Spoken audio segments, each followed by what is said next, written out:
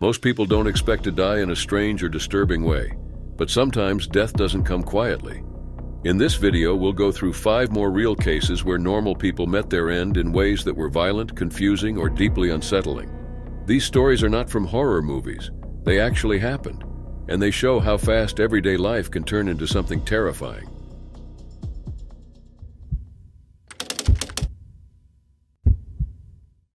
It was July 30th, 2008.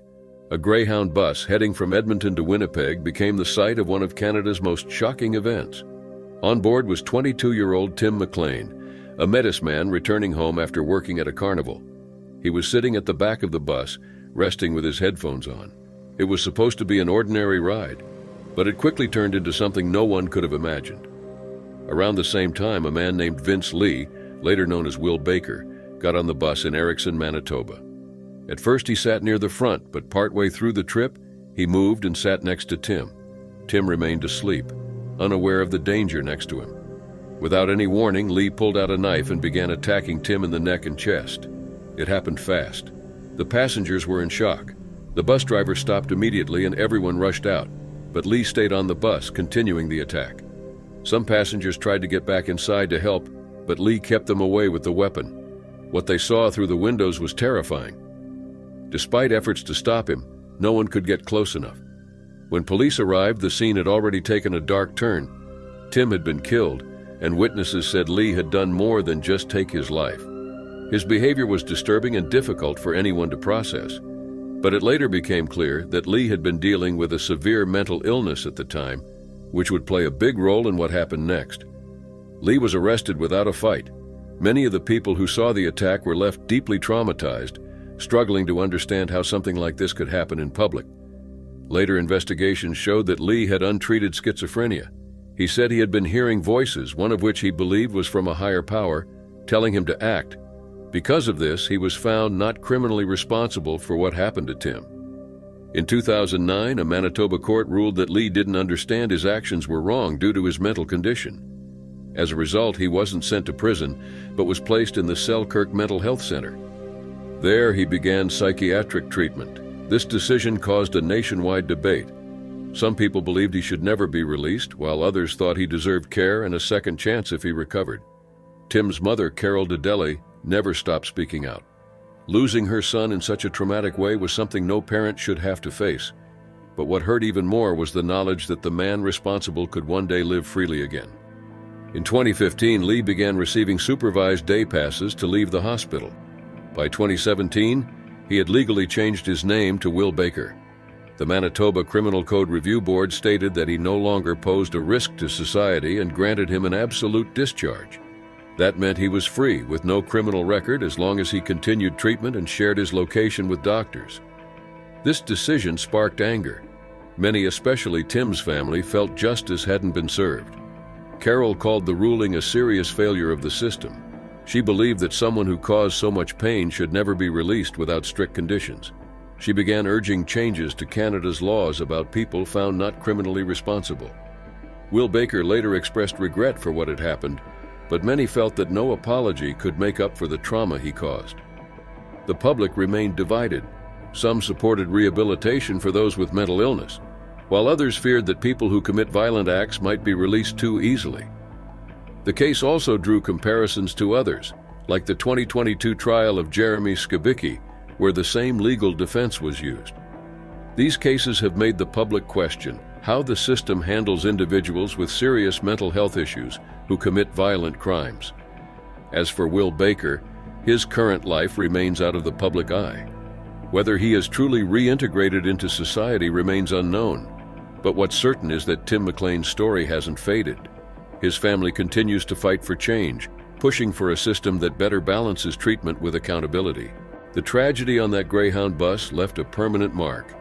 It raised difficult questions that Canada is still trying to answer. Questions about safety, mental health, and justice. And for those who knew Tim, the pain never really left.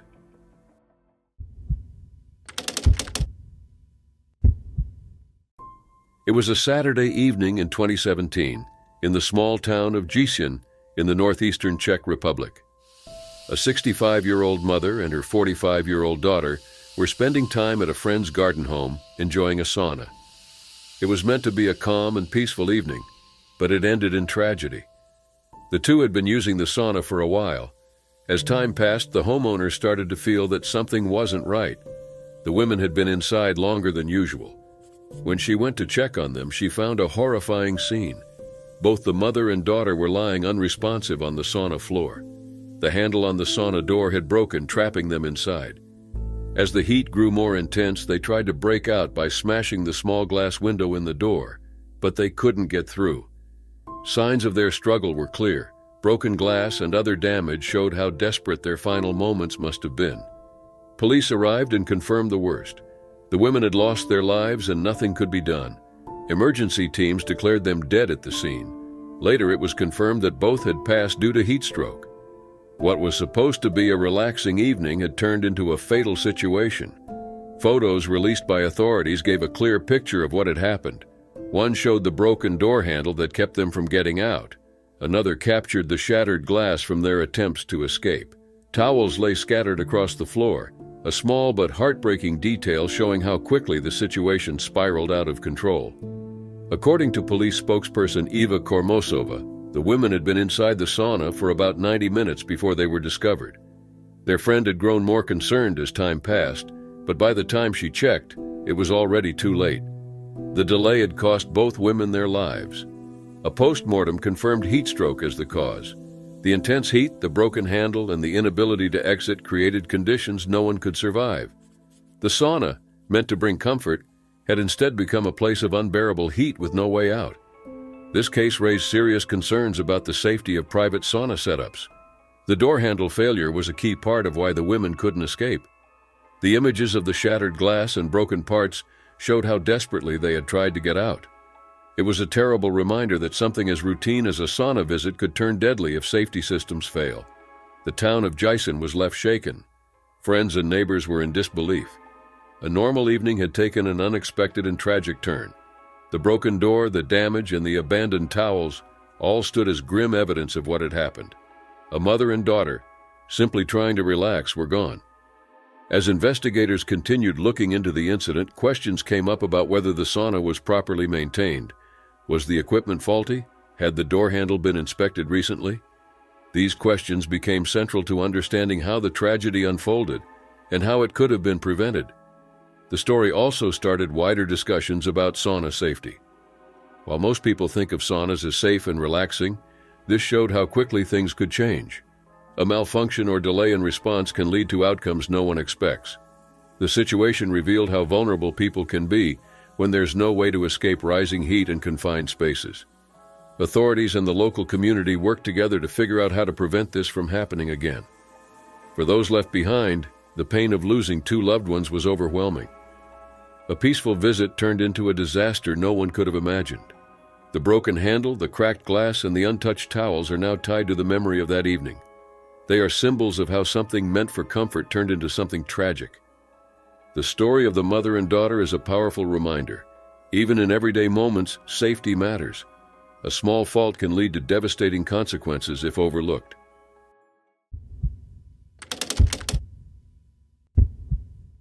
It was a quiet day in 2015 in Luzhuang village, located in China's Shandong province.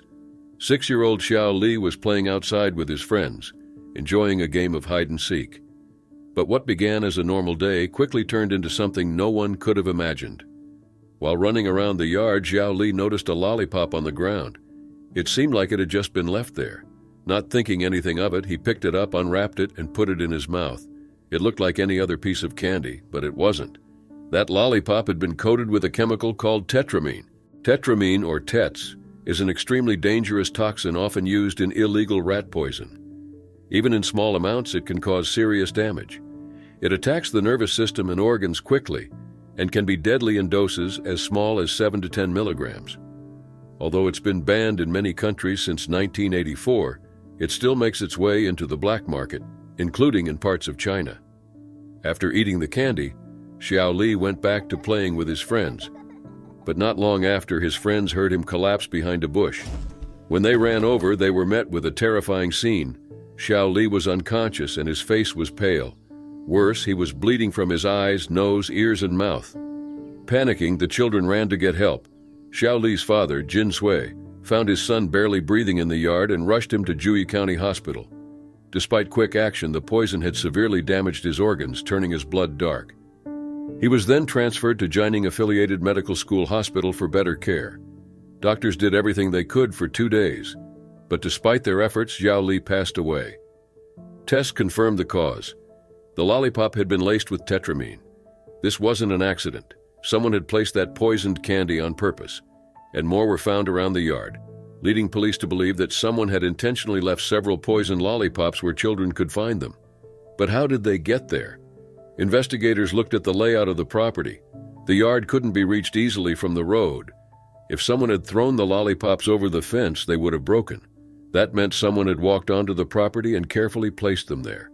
It was a targeted act. Police began looking into anyone who might have had an issue with the family. Someone had gone out of their way to hurt them.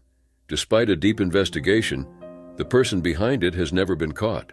The case raised major concerns, not just about the crime itself, but about how a dangerous substance like tetramine could still be found in the country. Though banned, it remains accessible through illegal markets. Authorities have tried to stop the spread of it, but cases like this show just how serious the problem is. What makes Xiaoli's case especially heartbreaking is that he had no way of knowing. He was just a kid playing outside. The candy looked harmless. He thought he'd found a treat. Instead, it cost him his life. His father, who had to witness the aftermath, would carry that pain with him forever. The village mourned alongside the family, shaken by what had happened. A single piece of candy had changed everything. Even now, the investigation remains open. Authorities still don't know who was behind it or what their motive was. But the loss left behind can't be undone. The tragic death of Xiaoli is a painful story, one that continues to haunt his family and community. It's a reminder that even the smallest things can hold hidden dangers. And the question that still remains, who did this and why?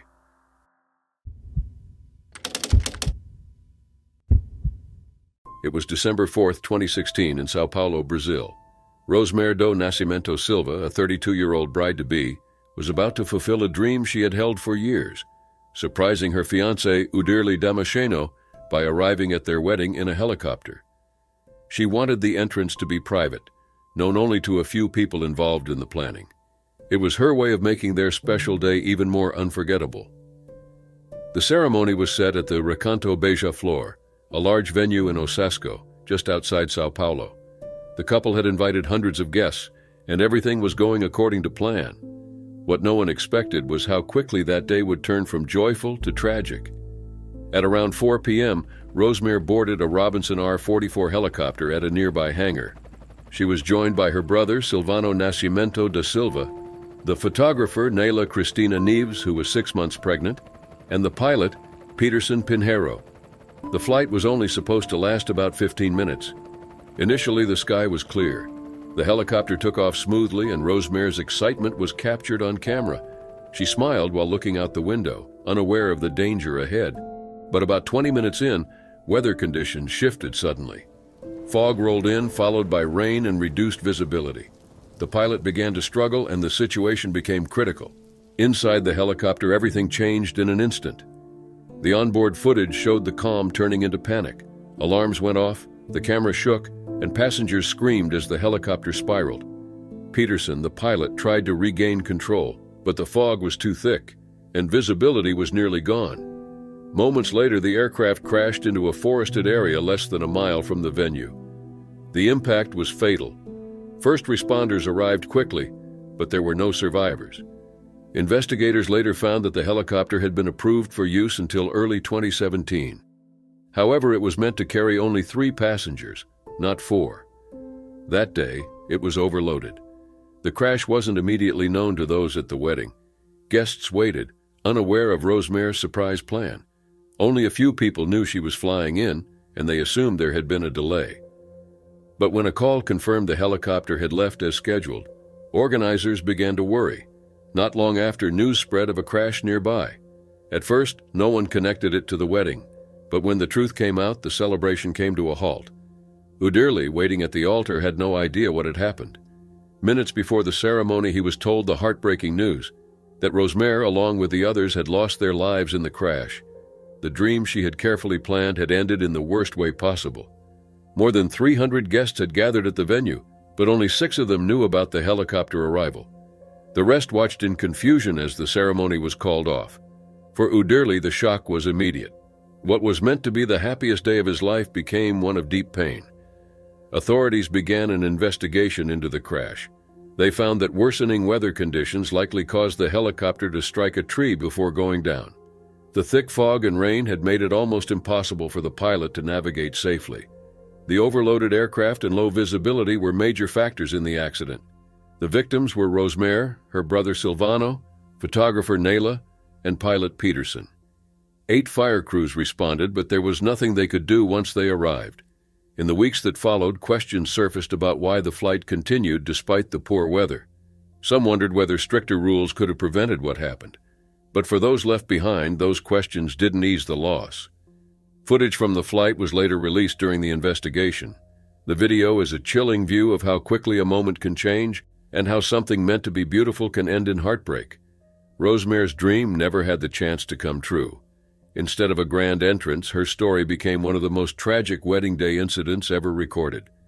And for Uderli and the families of those on board, it was a loss that would never be forgotten.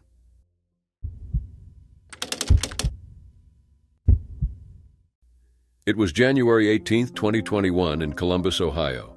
Victoria Strauss, a 23-year-old graduate student at Ohio State University, had just wrapped up a day of studying and was getting ready to head home. Like many students, she had parked in a local garage, one she'd used many times before. But something went terribly wrong that night. Victoria was known for being ambitious and kind. She dreamed of becoming a therapist and helping people.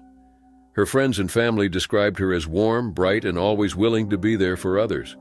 But what started as a normal night ended in tragedy. Around 11:30 p.m., Victoria was at the exit of the garage getting ready to pay. As she reached out to insert her credit card into the machine, it slipped from her hand and fell outside her car. What should have been a small inconvenience turned into a serious accident. She opened her door and leaned out to grab the card, but as she stretched toward the ground, her foot accidentally pressed the gas pedal. The car, which had been still, suddenly jumped forward and crashed into the toll booth. The impact pinned Victoria between the open car door and the toll booth. Her head got caught between the two, and she couldn't move. The security footage later showed her trapped motionless inside the car. Hours passed before anyone found her. A security guard doing routine checks discovered her around 5:40 a.m. the next morning. Emergency services were called right away, but by the time they arrived, it was too late. Victoria was pronounced dead at the scene. Police confirmed that it was an accident. No one else was involved, and the car had remained in place after the crash. It was a terrible series of events caused by a simple mistake. Her loved ones were devastated. Victoria was just weeks away from finishing her degree in social work. One of her close friends, Brianna Domedi, told reporters that Victoria had a deep passion for helping people. She described her as someone who was supportive, even when dealing with her own struggles. Tributes poured in online for Victoria Strauss. One friend wrote that she was such an inspiring and kind soul, and expressed disbelief at her passing. Others shared similar memories, recalling how Victoria had been there for them through both joyful and challenging times. Soon after, the Franklin County coroner released the autopsy results. The official cause of death was blunt force trauma to the head. There was also some evidence of mechanical asphyxia, which happens when breathing is restricted by pressure, but it wasn't the main cause. One detail that shocked many was the discovery that Victoria had been heavily intoxicated. Her blood alcohol level was 0.221, almost 3 times the legal driving limit in Ohio. No other substances were found in her system, but the report listed alcohol as a contributing factor in the accident. The coroner's findings gave some clarity, but they didn't ease the pain for those who knew her. The accident had been sudden and unexpected, an outcome no one could have imagined from something as small as reaching for a credit card. In the days after, her friends and family found comfort in memories and traditions that mattered to her. Victoria had been a member of Florida Atlantic University's cheer and dance team before transferring. Dance had always been one of her passions. Friends began organizing ways to honor her through it, carrying her memory forward in every performance. At Ohio State, the university expressed its sadness over her passing. In a public statement, they extended their condolences to her family and friends. It was clear that Victoria had touched many lives and had a promising future ahead. Her story left people stunned, not just because of how she passed, but because of how quickly a normal moment turned tragic. Victoria's loved ones continue to remember her through the love she gave, the goals she chased, and the care she showed others. Though her life ended far too soon, her impact lives on in those she left behind.